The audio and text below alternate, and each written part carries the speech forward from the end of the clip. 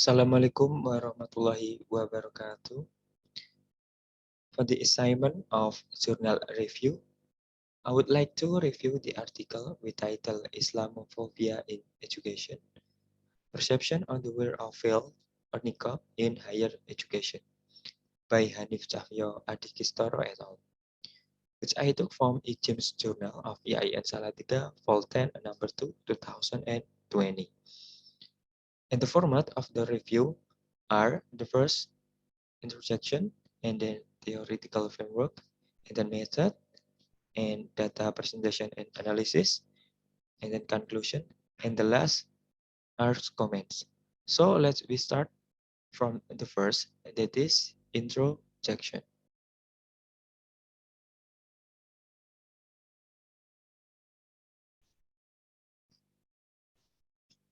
Yeah, since the bombing event in the World Trade Center or WTC building in 2001, the discourse on Islamophobia has been an interesting discussion. Islamophobia is a form of prejudice and enmity directed at Muslims, which is generally generalized by a multitude of Western nations to the Muslim groups. After the WTC incidents, Islam around the world was really in pains because of the emergence of terrorist stigma. In the United States, the form of Islamophobia that arise in the presence of virtuous and negative reporting about Islam. The impact of Islamophobia is palpable not only in the part of the world of America and Europe, but also in Indonesia as a Muslim majority country. The world of education also eventually experienced a shift in the view of groups that are considered as a representative of Islamophobia. Fear of the form of symbol in Islamophobia in the world of education needs to be corrected again about the good and the bad. On the other hand, the research findings mention that there is a strong or positive relationship between the achievement of higher education with the wear of headscarf and veils or niqab and other action in the aspect of religiosity, especially understanding religious learning and the frequency of reading religious texts. The existence of a variety of problems is due to the emergence of Islamophobia in the world of education. This research will reveal related reviews in the campus environment related to the wear of veils in the campus environment. And the second is theoretical framework. Islamophobia, according to Wolff, entered into racial natures because of fear and hatred of Islam.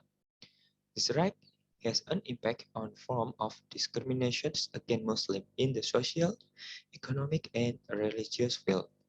The opinion of Sakai and Isbah about increased religiosity having contributed to the growth of a society and false religious organizations that are used to overcome social problems.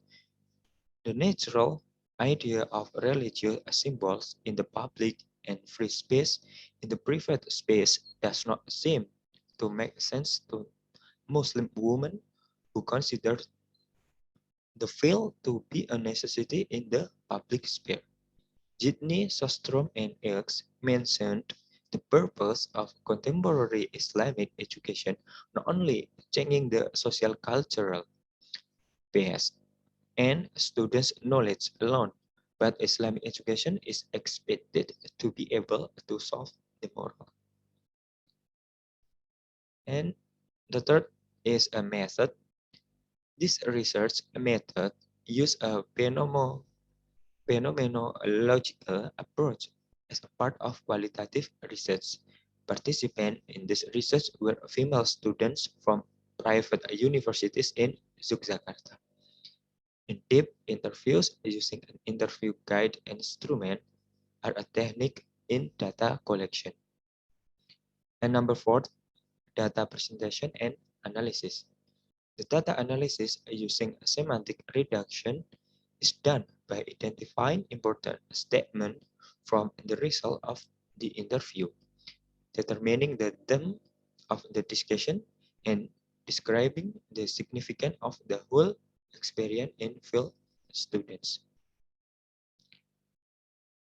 And number five, conclusion. This research describes the experience and process of building fields by female students and the views or stigma received from the surrounding environment. The majority of female college students with a strong self-concept decided to keep wearing the veil despite many obstacles they face, while those who are unable to elaborate a strong resistance from the environment decide not to wear the veil. And the last is comments. The first comment, what do you think that the paper is categorized as an English for Islamic studies?